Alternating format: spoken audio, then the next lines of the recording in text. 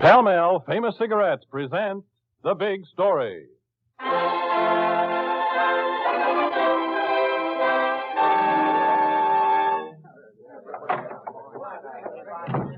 Get out of my way, you rummy. What'll it be, Chester? Right straight, Mom. Looking for someone? Roy. Ask Big Lenny there. Hey, Lenny. Hiya, Chess. I didn't see you come in. Seen my stupid brother-in-law? No. What's he done? A rat. I got a Lulu for us way down in Butte, all ready and ripe, and that punk's hiding out on me. Hiding out? Yellow punk. One of these days, if he don't do like I say, I'll put a bullet through his ears myself.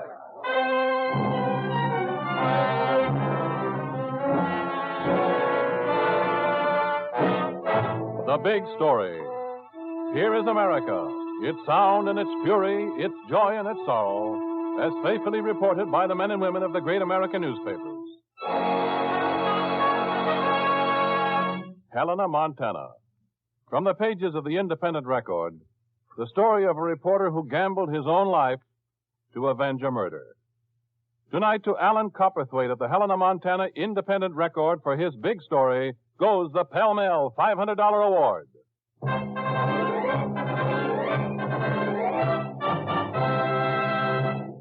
Guard against throat scratch.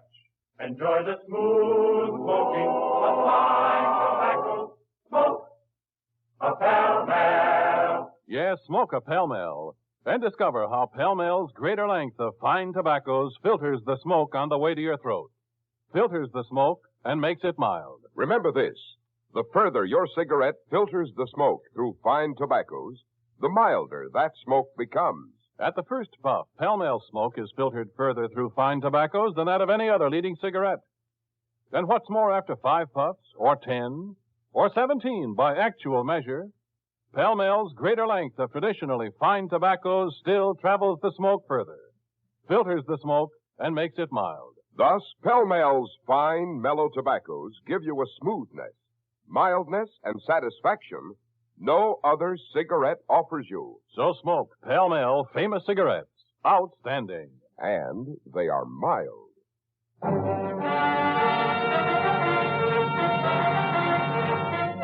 Helena, Montana. The story as it actually happened. Alan Copperthwaite's story as he lived it.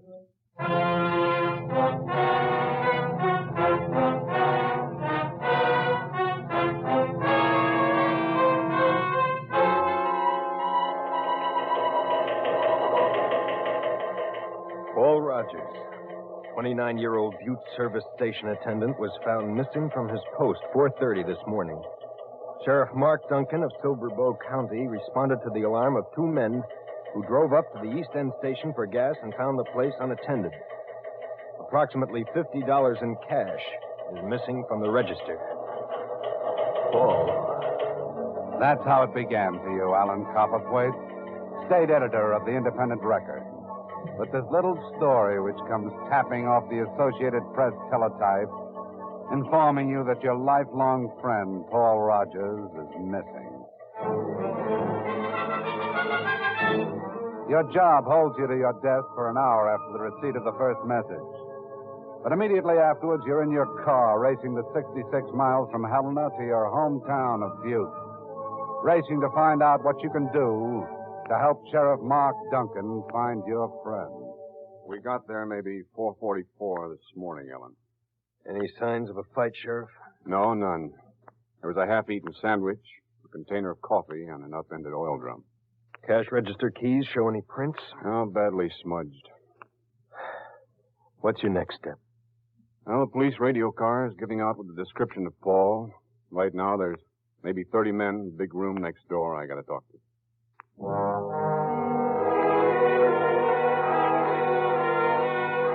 You sit among the solemn men and boys in the big room, waiting for the sheriff to speak. You know it would be out of place, Alan Copperthwaite. But if you had the opportunity, you'd like to shake the hand of each one of these people and thank them. Because these are volunteers, many of them who'd never even met your friend Paul Rogers, who knew nothing of his honesty, his sense of humor, his kindness. And yet they were all here in the early hours of the morning. All right, quiet. Quiet, everybody. Now, quiet, please. Quiet. It looks bad. It's almost 3 hours now since Rogers disappeared. My deputies will break you up into searching parties. Some of you will take the town, some of you the side roads near town, some of you the abandoned mines. I want every inch of ground gone over.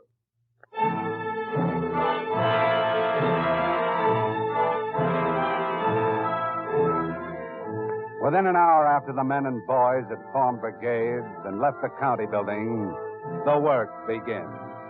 Every abandoned building in and around Butte is opened and searched. The bushes along every side road are carefully examined. Look out down there! Abandoned mines are gone through, sometimes at the peril of a volunteer's life. 1 day, 2 days, 3, 4 days. 4 days and nights of endless search. And nothing, absolutely nothing is turned up as to the whereabouts of your friend, Paul Rogers.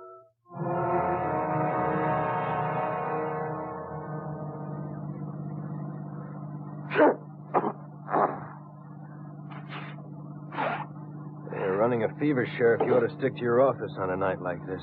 Oh, I can't, Ellen. There's a search going on. I got the reward up to $1,150 now. You think he's dead by now? Well, he's been missing 4 days.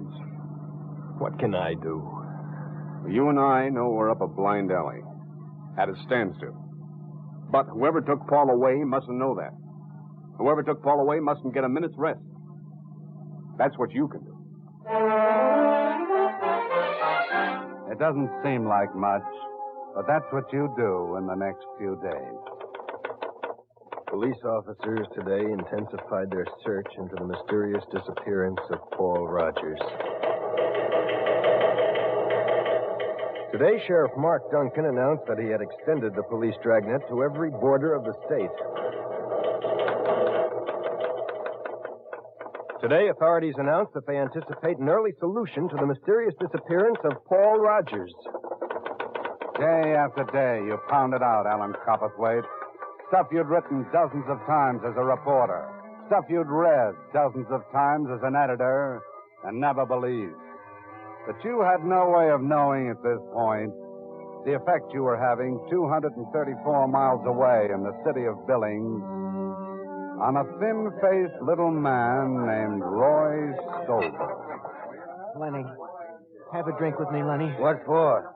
I want to talk with you before Chester comes in. Anything you got to say, you can say it to me in front of your brother-in-law. You don't understand, Lenny. I got a proposition for you. Like what? You're a gambler. Take a chance with me. On what? On $1,150. What are you talking about? Don't stall me, Lenny. You know, the job me and Chester pulled down in Butte. I didn't want to. Lenny, I didn't want to, but he made me do it. Just because I married his sister, he thinks he owns me. Quit sniveling. What do you got in that rotten little mind of yours? I got to get away. I got to get away from here. I need money. They got a reward out. $1,150. Turn him in, Lenny.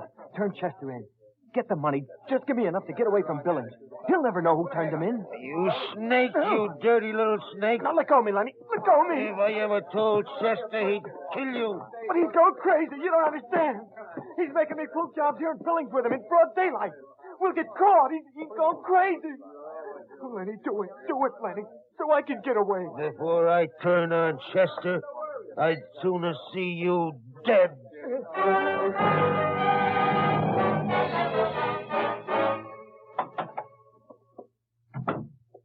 Honey, are you home?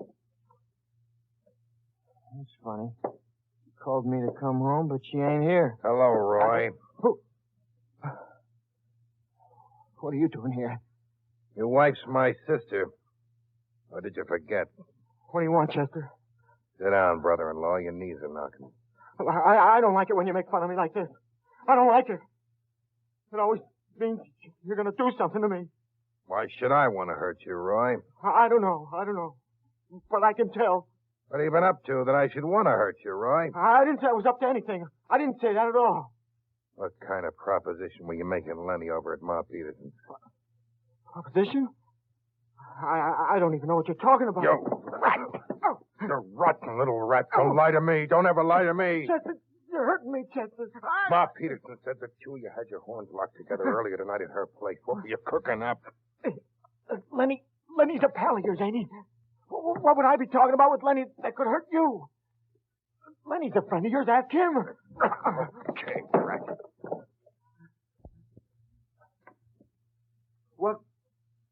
What did Lenny tell you? Said you were just complaining as usual about me. Yeah, I told you. That's all it was, Chester. Lenny told you the truth. And I'm not taking any chances on you blowing your top. We're leaving town. Where are we going this time? You'll find out when we get there.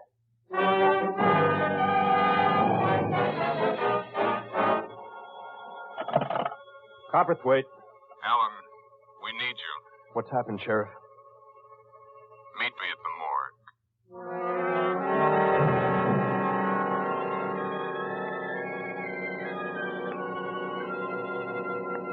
We found him in a gravel pit 3 miles out of town. How long do you... And he must have been killed only a few hours after they kidnapped him. They? 2 bullets in his back, 1 through his right eye. They must have let him out of their car, told him to run for his life. One of them plugged him in the back, and the other finished him off. The 2 bullets in his back and 1 through his eye are different calibers.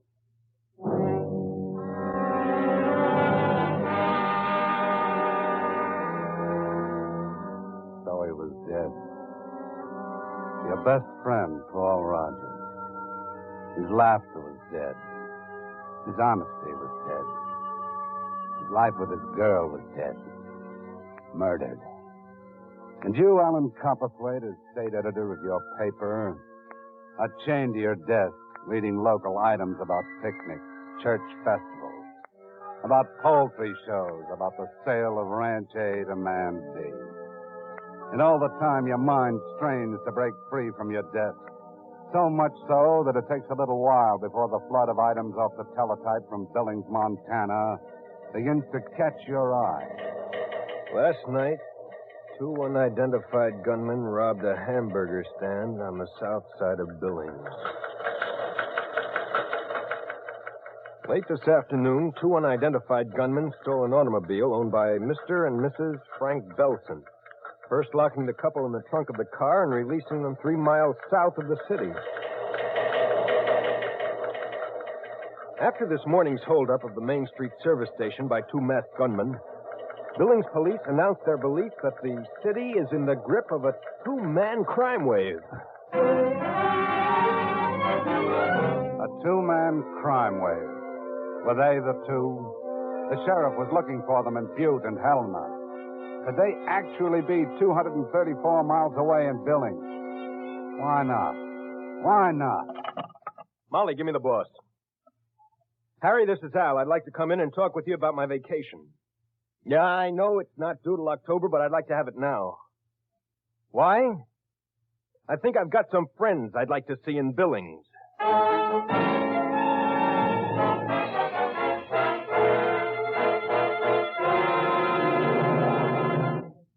Guard against throat scratch.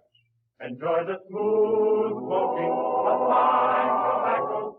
Smoke a pell-mell. Yes, smoke a pell-mell and discover how pell-mell's greater length of fine tobaccos filters the smoke on the way to your throat, filters the smoke, and makes it mild. At the first puff, Pell-Mell smoke is filtered further than that of any other leading cigarette. And what's more, after 5 puffs, or 10, or 17 by actual measure, Pell-Mell's greater length of traditionally fine tobaccos still travels the smoke further, filters the smoke, and makes it mild. Thus, Pell-Mell's fine, mellow tobaccos give you a smoothness, mildness, and satisfaction no other cigarette offers you. Guard against throat scratch. Enjoy the smooth smoking of fine tobaccos. Smoke a Pell-Mell. Wherever you go today, notice how many people have changed to Pell-Mell. the longer, finer cigarette in the distinguished red package. Enjoy the smooth smoking of fine tobacco. Smoke a Pell-Mell. Pell-Mell famous cigarettes. Outstanding. And they are mild.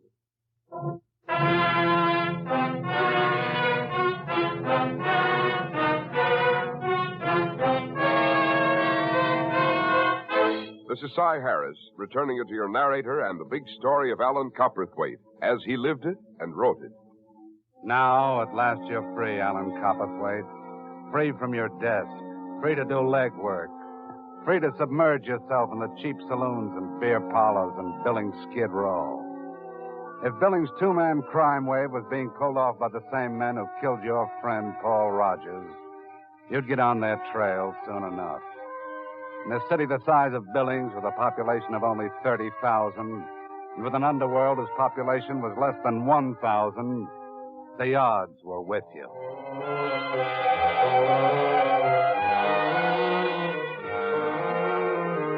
The Silver Dollar, the Pink Lady, the Ranch House, Eagle's Head, the Dance Hall, Paradise. You go through them all, night after night, and your eyes and ears and senses are as keen as any hunter's ever were. But your time is beginning to run out. You realize that very quickly one night. I'll have another beer. No more for you, mister. Why not? Move on, mister. What for? I said move on. Makes my customers nervous to have a guy sitting around nursing his beer just being quiet. Now move on, mister.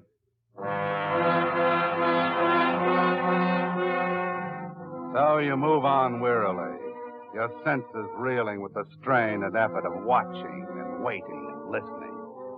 And when you head for the door to leave at Ma Peterson's Bar and Grill, a little incident occurs which means nothing to you at the moment.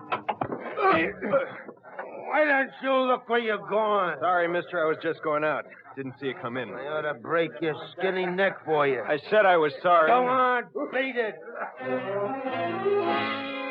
If you hadn't been so tired, you wouldn't have staked your 135 pounds against the hulk of the bitter, angry man who towered at least a foot over you. So you head away from Ma Peterson's without realizing that the big man who had threatened to break your skinny neck was at that very moment taking a step which before long might mean your life. I'm not lending you any money, Lenny. Ma, you got to. I'm in a fix. Who fixed you? Little like. I shouldn't have done it, Ma. We shot some craps. I'm $630 into him. I can't do nothing for you. But you got to. Everybody knows you lend money. I'll pay you your regular rate. Sure, I lend money, but you got nothing to put up for it, so you ain't getting any. Ma, you don't understand. I can't fool around with him. I promised him the money. Well, little like is no more than half your size. What's a big guy like you scared of, Lenny? I'm scared because the bigger you are, the easier to mark for a bullet.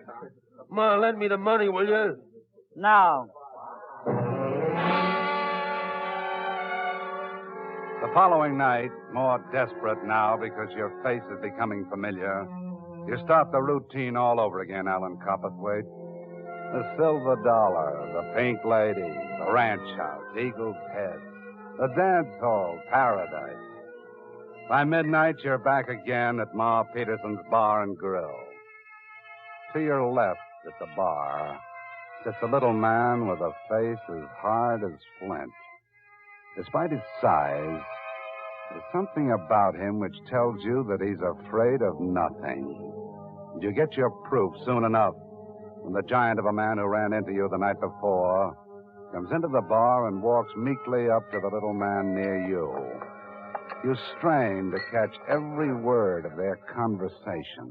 Where's my money? I'll get it for you, Ike. When soon? That's not soon enough. When? Tomorrow. From who? From who? You heard me. From Ma Peterson. You're lying. She won't lend you a cent. I'll get it for you, Ike. When? I said I'd get it for you. How? I told you I'd get it for How? you. That's my business. It's mine too. How? More than $1,000. It's mine for the asking. I said how? I said more than $1,000. It's mine for the asking. $1,150 if you want to know. A crazy jukebox. Who turned on the jukebox? Now you can't hear a thing. They're just talking. The giant of a man and his little tormentor. You're positive you heard him right. He said $1,150. Was it a coincidence? Or was it the reward money he was talking about? Now they've ended their conversation. The big man they call Lenny is getting ready to leave. If he walks out, you may never see him again. How could you make sure, Alan Copperthwaite, it was the reward money he was talking about? What can you say to him? You've got to say something. You've got to chance it. Lenny, What do you want? I've been looking for you. What about? About this kidnapping down in Butte. What? What do you know about it? I know plenty. I know a fellow once that fell off the cliff. He was top-heavy from having too much in his head.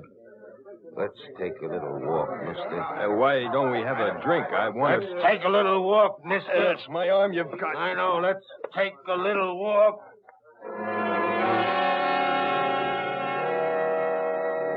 Outside, it's dark and cold, and the street is deserted. Big Lenny has a crushing grip on your arm. You'd made contact with him, all right. What now? What were you going to do now? Talk, mister. If you know who pulled that job in Butte, I can get you the reward fast and quiet. You're lying. You're a friend of Chester's. Who? You're lying. You'll squeal on me. You're a friend of Chester's. Now get away from that street light. Move. Get into that alley. The night is cold, but the sweat is pouring down Big Lenny's face. If you weren't thinking about your own life at the moment, you'd be fascinated by the strange mixture of fear and murder which is motivating this big man who has shoved you up against a wall in a dark alley. Now tell me who put you onto me. Nobody. You got to believe me. The sheriff from Butte's a personal friend of mine. I can get you the reward easy and quiet. How do I know you're on the level? You need the money. I overheard you talking with that little man at the bar. I think he'll knock you off unless you come up with the money. I don't need any advice. How do I know you're on the level? You just tell me who and where those two men are, and I'll prove to you I'm on the level. How do I know you're not a friend of Chester's? Walk me to the nearest phone. I'll put through a call to the sheriff in Butte. You can talk to him yourself and tell him what you know. I don't care about that punk Roy. But Chester's a friend of mine. Paul Rogers was a friend of mine. It ain't easy to turn in a friend. But I need the money. It's my life or his. I need the money. Lenny's hand on your arm grows limp and drops away. You watch his miserable, sweating face as he struggles with himself. The struggle of every man who has turned in a friend for money. It's not a pleasant thing to watch. Under other circumstances, it would have sickened you as it would any decent human being. But now you watch every move of his face until you see your opportunity. You've got no choice, Lenny. What do you mean? You know who pulled that job in Butte. If you don't tell, you can be picked up for obstructing justice. If the little man inside that bar doesn't get you first. Roy Scoville and Chester Pritchard did it. They're back in Butte right now at the Farmer's Hotel.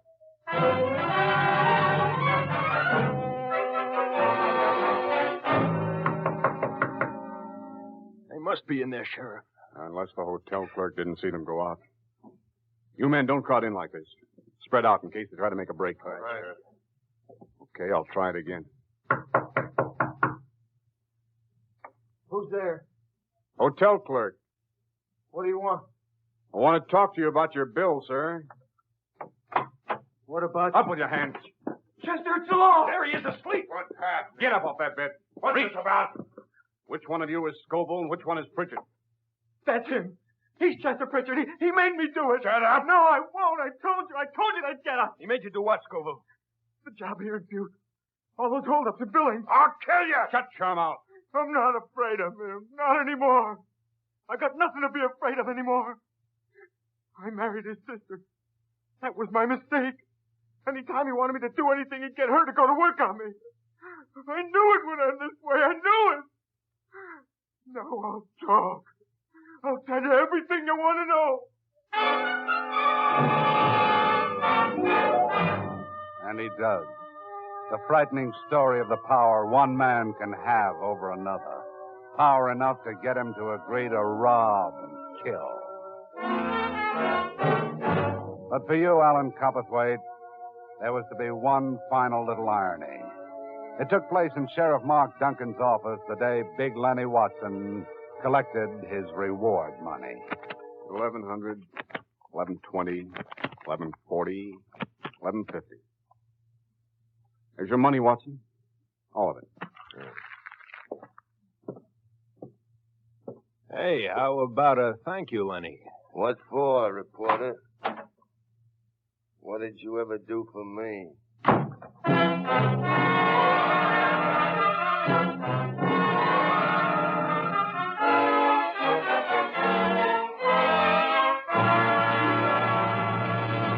In just a moment, we'll read you a telegram from Alan Copperthwaite of the Helena, Montana Independent Record with the final outcome of tonight's big story.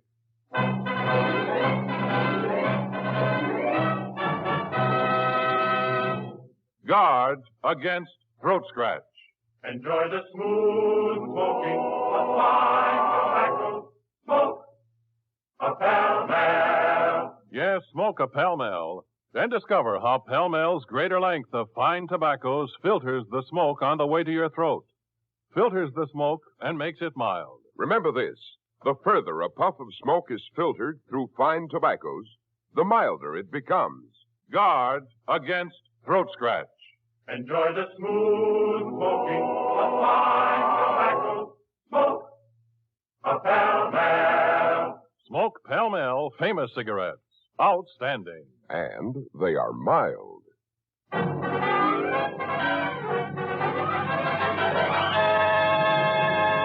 Now we read you that telegram from Alan Copperthwaite of the Helena, Montana Independent Record. Murderers in tonight's big story were sentenced to life imprisonment at Montana State Penitentiary at Deer Lodge, where they are this very day. Although I could not bring my friend Paul Rogers back to life, I feel that in some small measure I was able to prove my everlasting friendship for him. Many thanks for tonight's Pall-Mall Award. Thank you, Mr. Copperthwaite. The makers of Pall-Mall famous cigarettes are proud to present you the Pall-Mall $500 Award for notable service in the field of journalism. Listen again next week, same time, same station, when Pall-Mall famous cigarettes will present another big story. A big story from the front pages of the Johnstown, Pennsylvania Democrat. Byline, Leo W. Sheridan. A big story about a reporter who lived up to a lifelong promise made to a loyal friend. And remember, every week you can see another different big story on television brought to you by the makers of Pall-Mall famous cigarettes.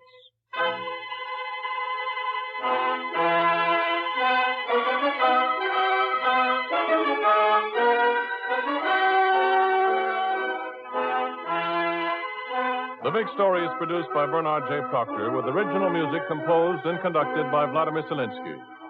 Tonight's program was adapted by Abram S. Guinness from an actual story from the front pages of the Helena, Montana Independent Record. Your narrator, Bob Sloan. Bill Lipton played the part of Alan Copperthwaite. In order to protect the names of people actually involved in tonight's authentic big story, the names of all characters in the dramatization were changed, with exception of the reporter, Mr. Copperthwaite.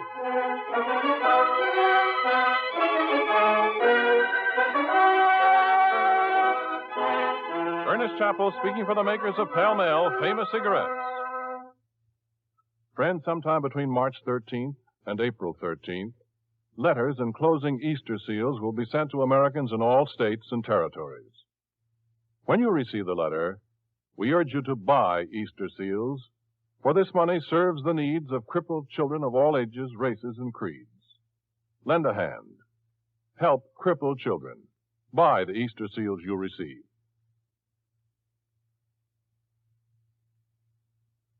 Here's an important message from the National Tobacco Tax Research Council. This fact-finding organization calls to your attention the fact that you smokers give nearly $2 billion a year to your government in cigarette taxes. Every time you buy cigarettes, you give your federal government 8 cents a pack, and most of you give 3 or 4 cents more to city and state governments. Now that adds up to better than a 50% tax on every cigarette you smoke. Yes, in buying cigarettes, over half your packs go for tax.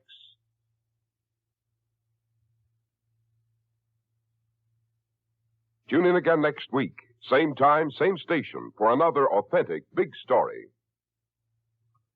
Next, it's The Silent Men on NBC.